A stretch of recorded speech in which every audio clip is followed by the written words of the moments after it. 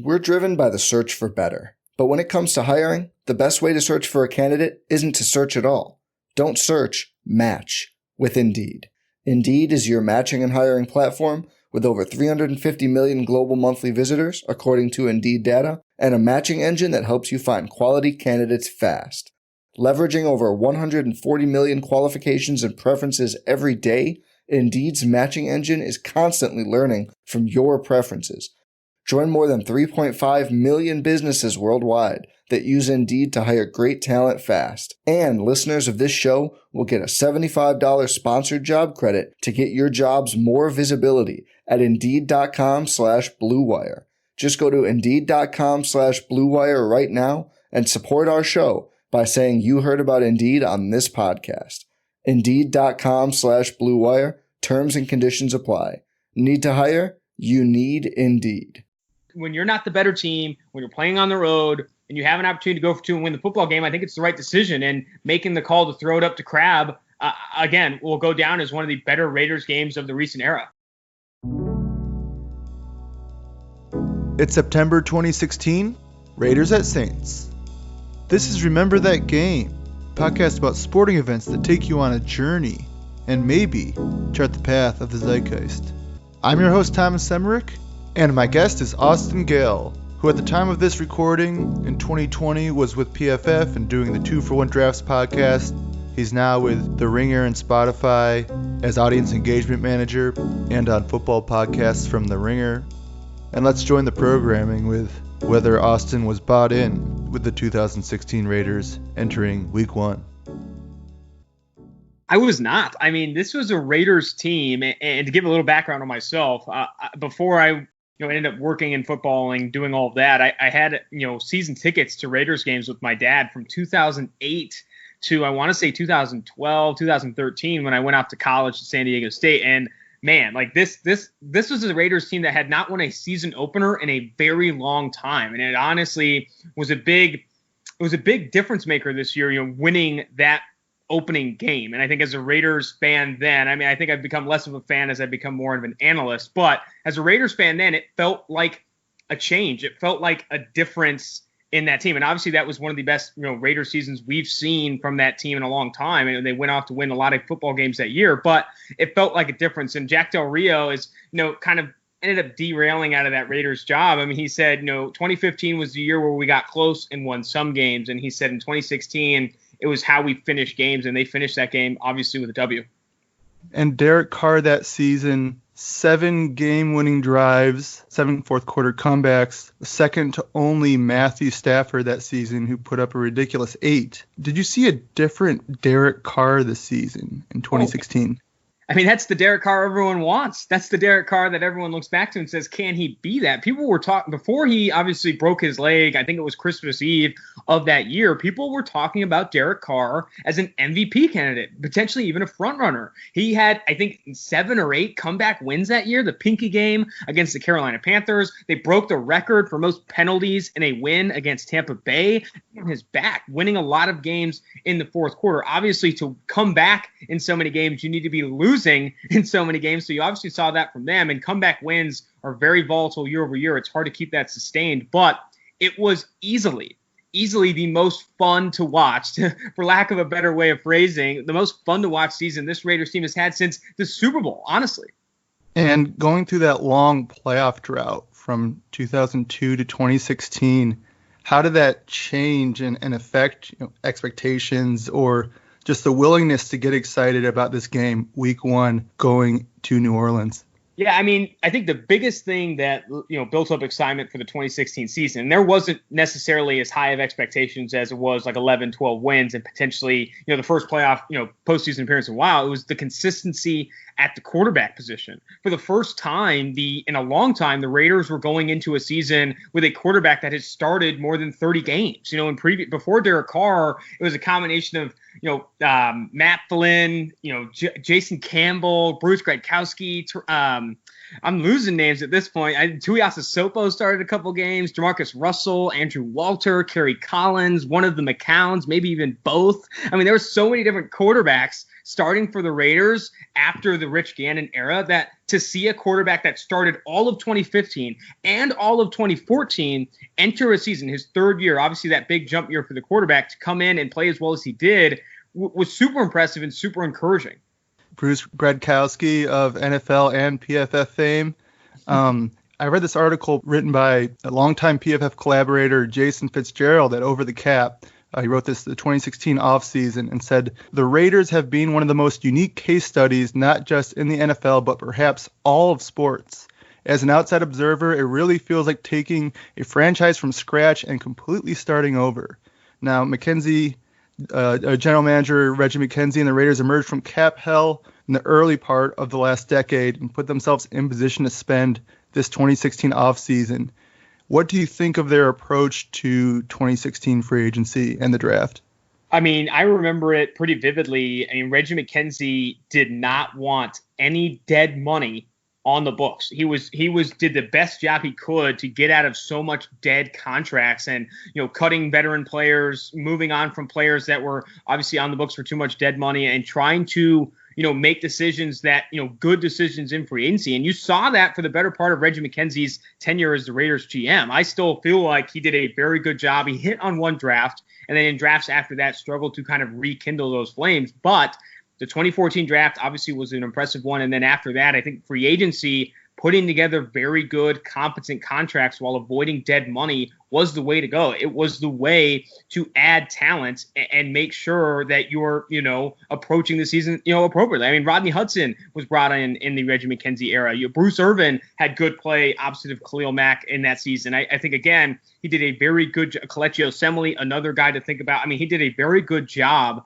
of bringing in veteran talent that was going to live up to expectations. Yeah, and you have a lot of big debuts this day in New Orleans. Sean Smith, Kelechi, as you mentioned, Osemele, Reggie Nelson coming over from the Bengals. Bruce Irvin begins the game with a stripped sack on Drew Brees. How indicative were their performances of the rest of their time with the Raiders? I mean, it was. I mean, they were, I think it was called the Smash Bros or whatever it may be, or Slash Bros. I think they were playing off the Golden State Warriors with Klay Thompson and Steph Curry. Like, Bruce Irvin and Khalil Mack were a dominant force. It was easily Bruce Irvin's career year playing opposite Khalil Mack in 2016. They definitely lived up to expectations. Bruce Irvin forcing a ton of fumbles. Khalil Mack obviously, continues to be one of the more dominant edge defenders. It was a defense that rushed the passer very effectively and honestly won a lot of football games with their ability to get after the quarterback and bail out what was a very shaky secondary. Sean Smith was getting burnt in 2016. Okay. Sean Smith's debut wasn't great. Like, Brandon Cooks handed it to him on a handful of reps in that game, if I recall correctly, but Osemele, Reggie Nelson, again, struggled on the back end. I mean, the secondary was still an issue and a big reason why they trailed in so many fourth quarters, giving up big plays in the passing game. But up front, you think about Bruce Irvin, Khalil Mack, and that defense up front. Again, it was really impressive and applied pressure on the quarterback. Do you think not having Mario Edwards Jr. and Eldon Smith, two players that had the potential of being part of the 2016 picture, Edwards injured before the season and Eldon Smith suspended, do you think they would end up missing that additional pass rush as part of that rotation? Yeah, I think so. I mean, Mario Edwards Jr., second-round pick out of Florida State, still at this point in time had a lot of potential. People felt that, what you saw from him in limited sample size, that he could be a consistent interior pass rusher. So I think there was belief that he'd be dominant as a rotational player for that Raiders defense. And Alden Smith, Alden Smith still owns the single-season rookie pass rushing grade record dating back to 2006. That's how good this guy was coming out as a rookie early in his career. Obviously, off-field concerns have kind of derailed his potential, but Alden Smith, when on the football field, when healthy mentally and physically, was as dominant of an edge rusher as there is in the NFL, a freaky athlete by every sense of the word, and obviously there was concern not having him on the football field. And you have Eldon Smith cross the bay with the Niners, one of many people that would have Niners-Raiders crossover, including defensive coordinator Ken Norton, wins the Super Bowl with the Niners in the 90s, and then works with Pete Carroll in USC and Seattle. before coming to the Raiders as defensive coordinator. Sean Smith getting caught, I think, a couple times this game with the Raiders in a cover 3 look. He just couldn't cover, Brandon Cooks down the sideline on that 98-yard touchdown, or not even being able to carry Willie Snead up the field. Do you feel like there was a tension between Ken Norton figuring out how much Seattle system to bring to Oakland and the type of personnel he had? I think so. I mean, I think it was personnel. That was the problem. The Raiders secondary hasn't had dominant players on the back end in a long. It's a big reason why they drafted Carl Joseph, I believe, in 2015 or 2016. It's a big reason why they drafted Garyon Conley in years after that. They continued to throw Obi Melifanu. They continued to throw resource at the cornerback and defensive backfield because they had no good personnel. I mean, they did not have speed, talent, athleticism on the back end. And again, it's a huge reason why this Raiders team was trailing in so many fourth quarters. They could not stop the pass, gave up a ton of big plays, a lot of pass interference penalties on the back end. And I think this Raiders, obviously Derek Carr injury, if that doesn't happen, and if they were able to kind of hit home on just some of the picks they made in the defensive backfield, I think you see more success from this Raiders team. Ken Norton Jr. deserved some blame in that situation. It was not a good defense, and I think years after the 2016 season, you wanted to see similar production, but just didn't. But again, the personnel in the secondary was flat out bad, and that made things very difficult for that team. In 2015, under Norton, they were 10th in net yards allowed per attempt, 13th in PFF coverage grade, 10th in pass rush in 2015.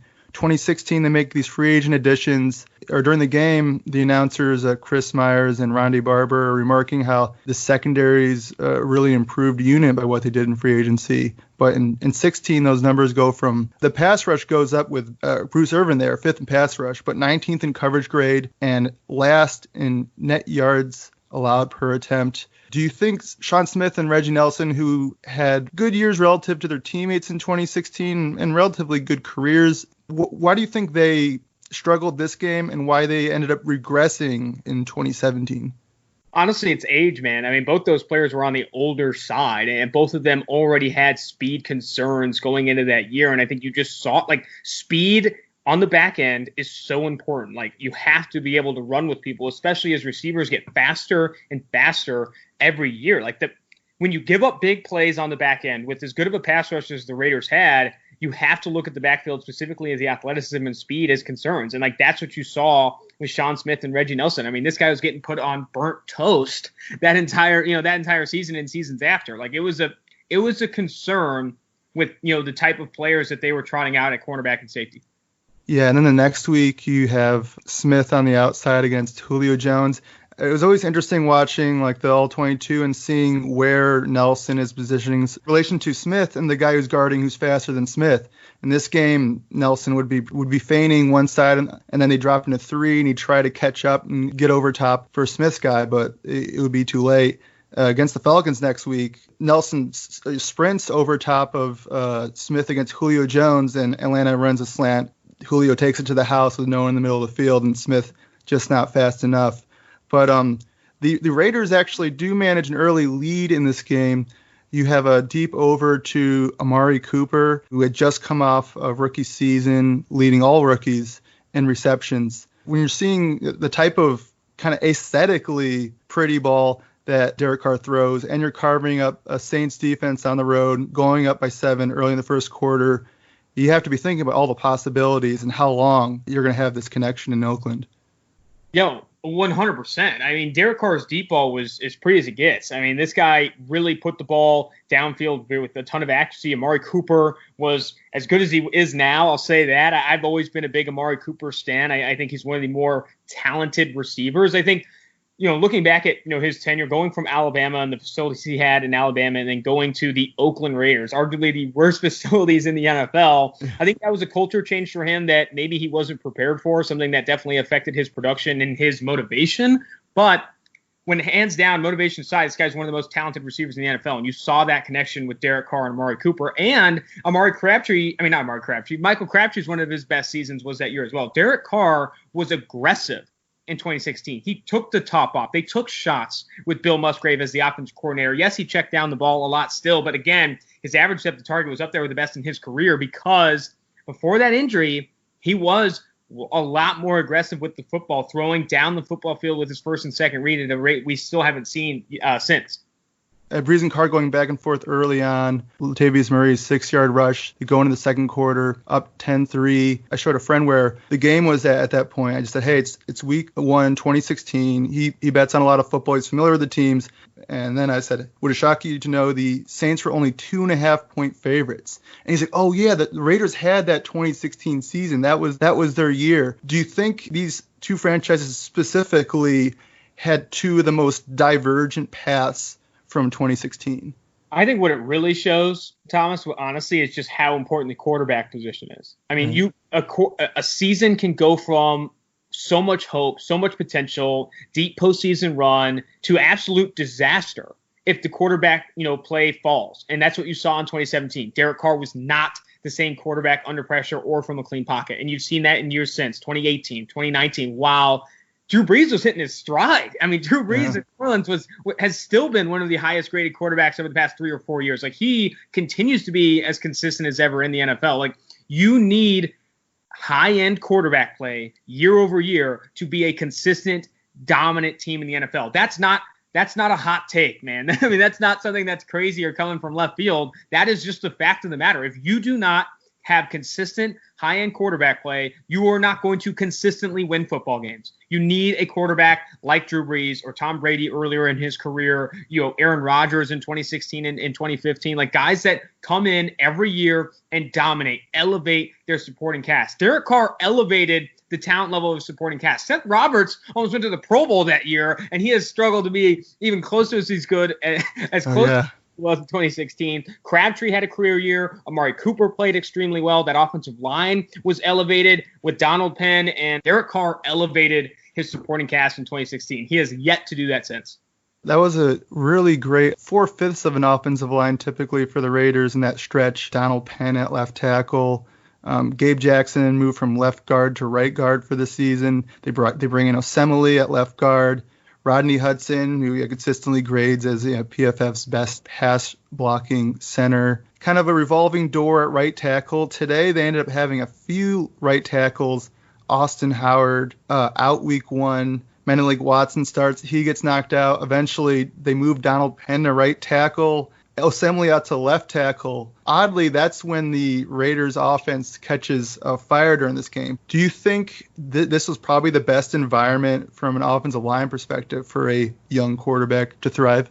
Yeah, I think it was a great offensive line. Obviously, right tackle was a weak link, but I mean, Donald Penn was having a ton of success. Rodney Hudson, Kelechi Osemele, Gabe Jackson healthy, and they had depth along the interior, I believe. I think this, again, that right tackle position, they had to protect it. They had, Austin Howard battled injuries that year. I know Menelik Watson did not live up to, the billing as a second-round pick, but again, I think that offensive line was one of the best, but they've continued to invest in the offensive line and had success there. Colton Miller has, turned in average play since being drafted in the first round, and that's enough at tackle. And then you look at Gabe Jackson, Rodney Hudson, both very consistent players when healthy. This has been and Richie Incognito was a good signing in hindsight. They've done a good job of late investing in the offensive line. The problem is Derek Carr from a clean pocket has not taken advantage of that offensive line. His average depth of target in 2017, 2018, 2019 from a clean pocket ranks inside the bottom 5 among qualifying quarterbacks. You have to take advantage of clean pockets. You have to push the ball down the football field when you're working from a clean pocket, or else you're not going to get those big plays. Because I'll tell you right now, the big plays aren't coming when you're under pressure. That's where you're checking it down. That's where you're, finding your hot route and those things. In a clean pocket, you need to be finding the vertical threat, finding the big play opportunity, and delivering a strike. Yeah, late in the first half, Oakland down 17-10. They have a 3rd and 11. Derek Carr checks down in less than 3 seconds before pressure is really that close. Checks down 2 yards to the running back. Do you think the Raiders organization or even players like Derek Carr appear to be reacting to any lessons from this period, or does it feel like a more of a blank slate starting with the Gruden hire? Definitely a blank slate. I think moving on from Jack Del Rio and the rest of that coaching staff, right after that season, I believe they moved on from Bill Musgrave. They had the best season you've seen in a long, long time, and the offense coordinator was cut loose. That was a huge change for Derek Carr and company. Moving on from him was huge. And then obviously you move on from Jack Del Rio, I think a year after that, and then you're getting into the John Gruden era. It has not felt like 2016. I don't think there's not a lot of players on the team that are that played in that 2016 game. Amari Cooper gone, Crabtree gone, Donald Penn. A lot of leaders in that locker room are Khalil Mack. A lot of leaders in that locker room are no longer there. Derek Carr, Rodney Hudson, those guys still there, Gabe Jackson. There's still some of that core there. But again, I really do feel like this is a different Raiders team. It's a different offense, different management style, different coaching staff, different personnel. I think they're looking for clean slate. I think Derek Carr is in a position where he needs to, put up or shut up really if they're going to make some plays this year. Again, I think it's clean slate trying to kind of build up new. We're driven by the search for better. But when it comes to hiring, the best way to search for a candidate isn't to search at all. Don't search, match with Indeed. Indeed is your matching and hiring platform with over 350 million global monthly visitors, according to Indeed data, and a matching engine that helps you find quality candidates fast. Leveraging over 140 million qualifications and preferences every day, Indeed's matching engine is constantly learning from your preferences.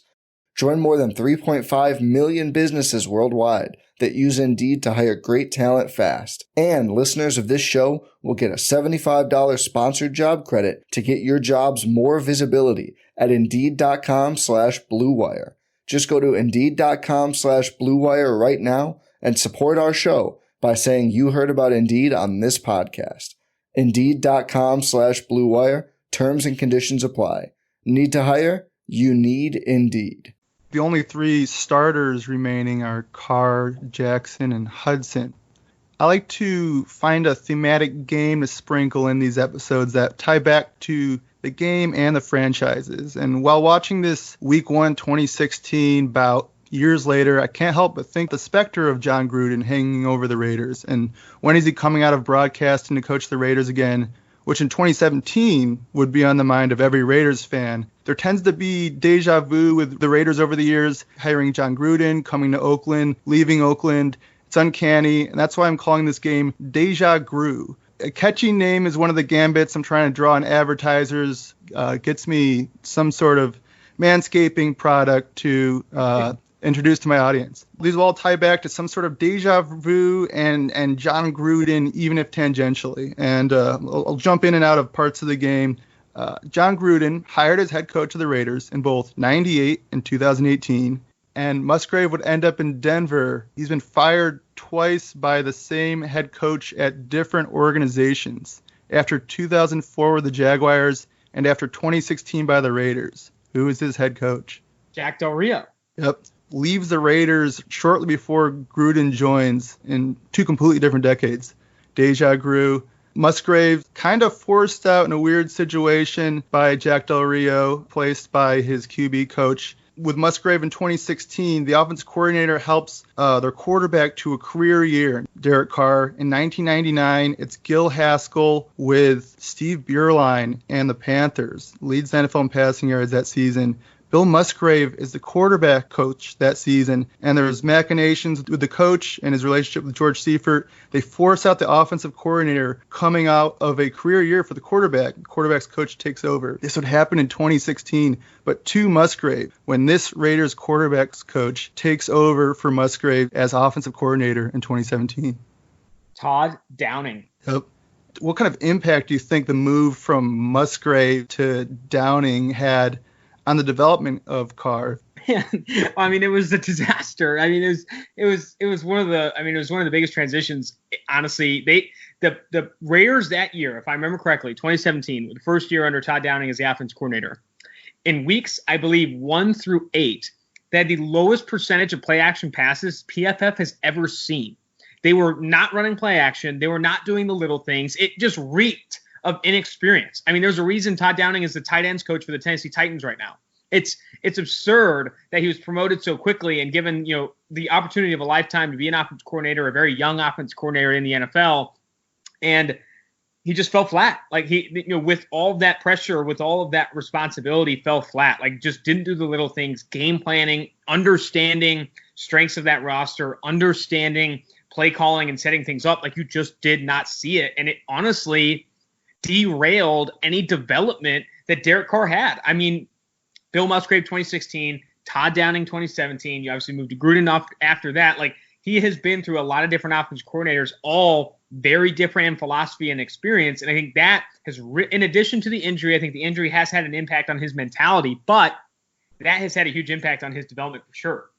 Second quarter, the Saints really catch fire, turn a 10-3 deficit into a 24-10 lead by early third quarter. The announcers remarking early in the second quarter that they're waiting to see this Mike Thomas, who has been hyped. Didn't have a catch in the first quarter. By second quarter, he gets his first career NFL reception and then runs kind of like a slant against Sean Smith, catches it, puts his foot in the ground, and beats Sean Smith up the sideline for another 20 yards. Do you remember at the time being blown away or really excited by what Thomas would show at the NFL level that day? A little bit. I mean, going back to I honestly did not expect Michael Thomas. I mean, I don't think anyone did expect Michael Thomas to blow up to the receiver he is now. And I think you saw, I mean, it's the same type of concepts that he's thriving on now. Like the short and intermediate level, Michael Thomas creates separation with the best of them. And you saw that in that game against bad competition in Sean Smith and company. But I don't remember coming away from that game with that young player really surprised me. I think we're probably going to get to this later, but it was Jalen Richard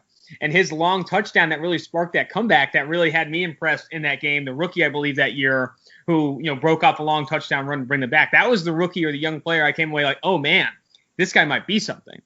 Yeah, Jalen Richard, fourth quarter, he would rip off a 75-yard touchdown rush. And in deja vu fashion, was used kind of similarly to Charlie Garner when he was with John Gruden in some ways. Garner actually ends up ripping off the 80-yard touchdown run to put away the 2001 wild card against the Jets, Gruden's last playoff win as a Raiders coach. Thomas that day, 6 for 6, 100% catch rate, and around 10 yards per catch, seems about right. Willie Snead was really tearing up the Raiders in the first half in almost a Thomas fashion. That season, have a really high catch rate. Do you feel like one of the hugest things for Breeze's late career, further resurgence, was having a player like that Marcus Colston kind of role in Thomas? Oh, absolutely. I mean, the receiving talent has helped him a ton. I mean, he lives to throw at the short and intermediate levels of the football field, has been one of the better short and intermediate accuracy quarterbacks over the past 5-10 years. And I think having a receiver like Michael Thomas and Willie Snead, who ended up, I think, earning a decent contract in free agency because of the work he did with the Saints, he had some impressive receivers that year. I mean, Brandon Cooks, I believe, was on that team as well. Like, he had a very good receiving core in 2016. On the other side of the ball, a crowded backfield, but each gives, as you mentioned, something different. Jalen Richard was showing that long speed on the 75-yard touchdown run in the fourth quarter. You have DeAndre Washington had a lot of hype early in 2016 as someone that could potentially take over for Murray, who had been the bell cow back the year prior. Jamize Olawale got like a good run blocking grade in this game and picked up a short touchdown. So them going to a wide range of sources to get different things out of the backfield, how helpful do you think that was for a young quarterback like Derek Carr that day? And how much of it was the ethos of that team to have those four backs involved? Oh, it was huge. I mean, I know Musgrave loved involving the running backs and fullbacks. He loved involving Olawale, DeAndre Washington, I know, had some reps in that game, Jalen Richard, Latavius Murray. Like, he liked involving running backs and fullbacks in the past. Tywan Jones had some play in that game. Like, he really liked using, a wealth of running backs and fullbacks in specifically in the passing game. And Olawale was like one of the better receiving fullbacks in the game that year. Like, he was used very, very effectively on wheel routes and coming out of the backfield. Also a very good blocker up front, whether that be in pass protection or as a run blocker. Like, I thought Olawale was going to continue to be, featured in that year, and he was.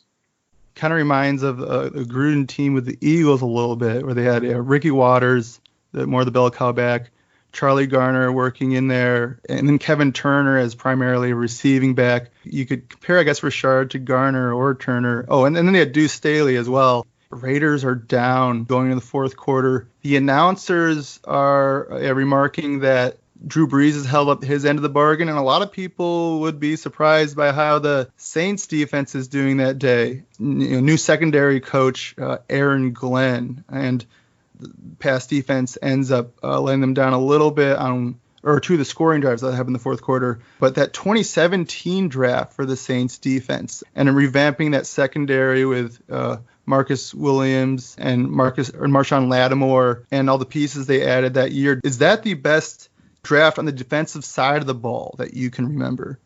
For the Saints in 2017, I mean, that was such a good job of addressing a need and getting great players. Marshawn Lattimore and Marcus Williams are two of the highest graded players at their position since being drafted into the NFL. So, I mean, I think that was a huge win. And the Saints have done a very good job at drafting over recent years. Ramczyk, I mean, maybe they kind of, similar to Reggie McKenzie in 2014, like hit on a couple drafts and maybe stunk on others. Again, the draft is largely a crapshoot, but that 2017 draft, Marcus Williams, Marshawn Lattimore, that is a huge win.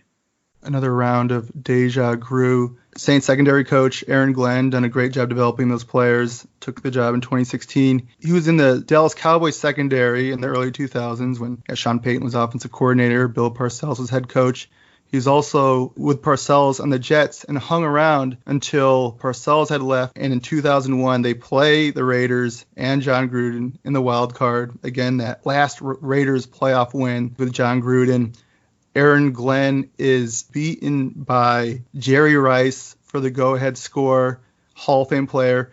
The Raiders had another Hall of Fame player on their defensive side. First player drafted under the first John Gruden regime, the second John Gruden regime. Big shoes to fill, though, of this player who retired right before the 2016 season from their secondary. This Heisman Trophy winner was drafted by John Gruden.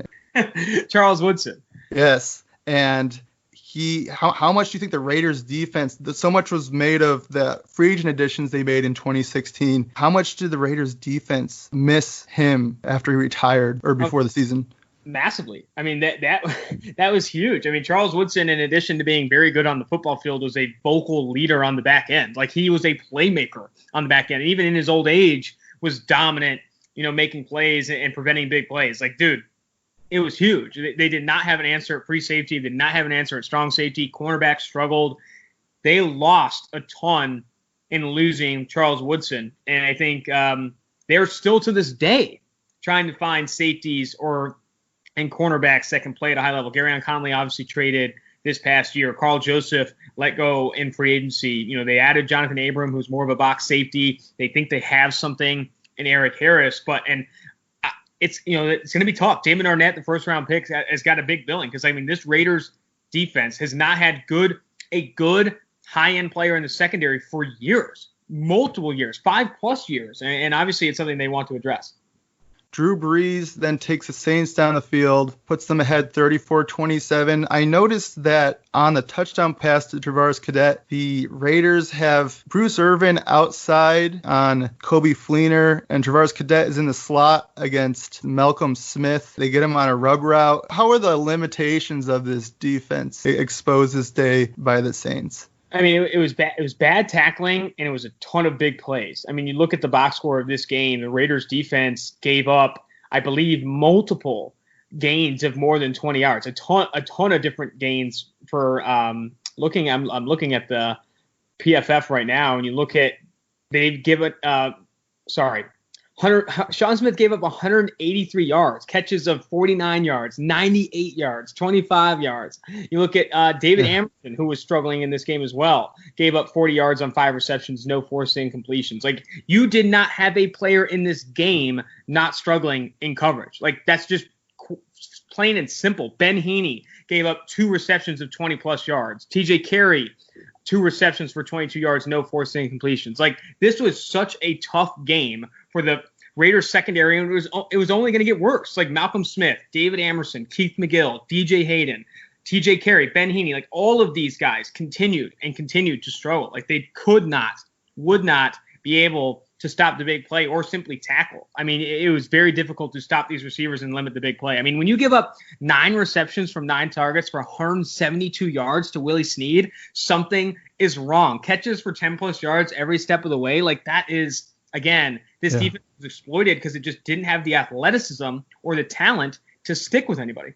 Snead and Cooks combined for 20 targets for 315 yards. On the Raiders side, Cooper and Crabtree, 224 on 20 targets. The rallying, they hit touchdown throw to Seth Roberts at the end. Go for 2 with Crabtree and hit it. How exhilarating was this final drive for you after years of losing and cap hell? Yeah, it was massive. I mean, I remember, thinking the tie being possible, and then Jack Del Rio opting to go for 2.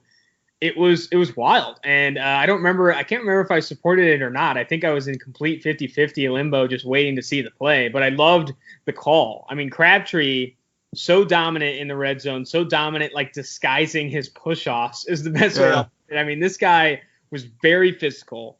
Got called. I mean, you go back to some of those games with Crabtree, got away with a lot of defensive pass interference, got called for a lot of them too. But throwing it up to Crab, like that set the tone for the season. Like the Raiders thought they knew they could win games against good football teams on the road. And if you kick the field goal there and lose in overtime to the better team was winning that game before the 2-point conversion. I mean, look at look at what Brandon Cooks, Willie Snead and company were doing to this Raiders defense. If the Saints got the ball in overtime, this game was over, literally over. However, Raiders, knowing that, and when you're not the better team, when you're playing on the road and you have an opportunity to go for 2 and win the football game, I think it's the right decision. And making the call to throw it up to Crab, again, will go down as one of the better Raiders games of the recent era. Saints getting whatever they wanted. Snead just finding the spot in the zone as he would on the final drive, and also beating man coverage. I think he actually did both of those in the final drive. 2 long completions to Snead, very edge of field goal range. Right before they attempt a 61-yarder, they try to get a little closer with an out to Fleener. Seemed to not totally be in sync. I think that was another debut that day with Fleener new to that squad. Saints kick the 61-yarder. Will Lutz's first game just misses it. Are you coming out of this game thinking the Raiders are a division contender? Yes, I think so. I mean, I think especially the defense was the biggest concern. But if you could put up 35 points and how electric Amari Cooper was, Jalen Richard, Michael Crabtree, Derek Carr, the offensive line, you could feel confident that this Raiders team was going to put up points. And you saw that with Derek Carr. Obviously, they had to squeak out a ton of wins with a ton of comeback wins, but you felt confident in the offense, finally. And offense, even back then, was the priority. If you can put up points, you can win football games. Defense was going to always keep games close, but the offense was, if it could be as spectacular as it was in week 1, you felt like there was a chance they could be a division contender. Yeah, and they went into the season with similar Vegas odds to the Chiefs, but a lot of people came out of this game feeling, okay, I've seen it now, this is legit. The Chiefs would keep the upper hand over the Raiders. 1-10 the Raiders are against the Chiefs in their last 11. Chiefs would end up getting the first round bye via a sweep of the Raiders and that tiebreaker at 12-4, which ends up pushing the Raiders to the wild card. But even more of a problem, that week 16 fibula injury for Derek Carr. Did it feel like it was over at that point? It was over. I mean, that was Christmas Eve, and everyone knew it was over. I mean, Connor Cook, Matt McGloin, regardless of who it was not going to work. The offense, Derek Carr led comebacks in 8 of the wins, 7 to 8 of the wins. Like, it was not a team that was built to win with a backup quarterback like the Eagles were in the Super Bowl following that, or multiple, a couple of years after that. But the Eagles had one of the best defenses in the NFL, a great supporting cast around Nick Foles. The Raiders, good supporting cast offensively, but defensively it was tough. And Connor Cook was not going to live up to the billing. Like, it was a crushing blow. And to go back to that Colts game, they were dominating the Colts. It was like, you see the quote with Mark Davis in the booth, like, why are we throwing the football? Because they were blowing them out when Derek Carr was hurt. It was the first sack Donald Penn had given up all year when Derek Carr got hurt and broke his leg. That's how fluky that was. You saw that in the year, the games after that. Obviously, the Raiders did not look as good. And you go into that Houston Texans game, Jadeveon Clowney lights it up, Connor Cook unable to move the football, and they win handedly. especially painful because that's such a good offensive line that year. Donald Penn had such a good stretch there with the Raiders. And in this game, you see that offensive line dominate the Saints at that point. The Saints were really, the announcers talked about how Sean Payton was really excited that they'd improved their linebackers in the offseason, adding some starters from other teams in Laurinaitis from the Rams and Robertson from the Browns. But then when the Raiders needed a play, they get the 75-yarder from Richard. And on that play, Hudson gets a hat on Laurinaitis. Assembly takes out Craig Robertson. It seemed like a Raiders team that could impose its will and protect Carr. Do you have more hope with the current state of the Raiders than you did heading into 2017? This year, I did not have. I mean, there was definitely hope entering 2017. You know, Derek Carr healthy, a lot of the roster still intact. Like there was hope going into 2017. But entering this season, I think the roster and the quarterback play has been average to below average for so long, and they haven't made enough improvements necessarily on either side of the ball to warrant the consideration that they could be a division contender. And now when you're playing against the Kansas City Chiefs. And Drew Lock, the hype train that is Drew Lock, but I won't throw him in there. But it's going to be hard to win the division, if not close to impossible. And to make a wild card and do some damage, this defense has to play well above expectation. Derek Carr has to play well above expectation. You just haven't seen that level of play since, honestly, the Colts game in 2016. Like you have not seen the same Derek Carr since that game. Yeah, and Derek Carr, PFF grade of 85 in 2016, hasn't been in the 80s since, but just like the last couple decades, seems like all you can do is hope.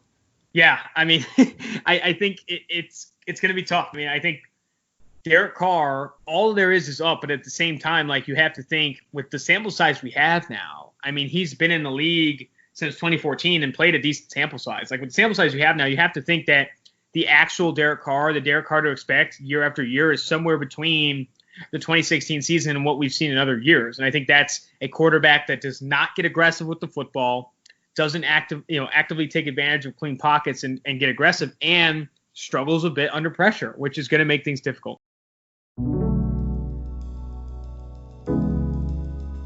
This has been another episode of Remember That Game. Please rate, review, subscribe, and check out more episodes.